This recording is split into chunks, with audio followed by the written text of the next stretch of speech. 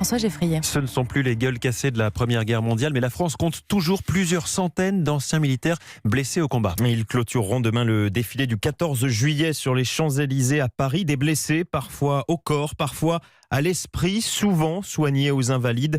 L'hôpital fondé par Louis XIV. Reportage Aude Leroy. Dans les couloirs des Invalides, un des 80 pensionnaires va, dans son fauteuil roulant, prendre l'air dans une courette. Il croise deux jeunes militaires, l'un a le bras amputé, l'autre se rend avec sa prothèse de jambe à sa séance de kiné.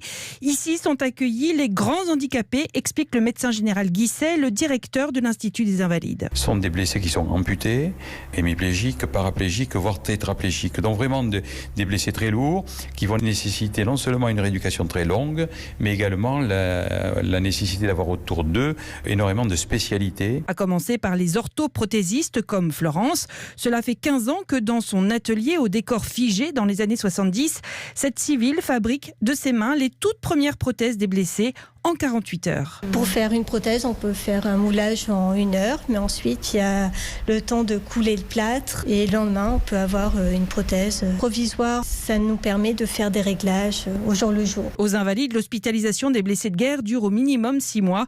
Depuis 2007, la France compte près de 700 militaires blessés par armes ou explosifs et 2000 sont atteints de stress post-traumatique depuis 7 ans. Aude Leroy pour Europe 1.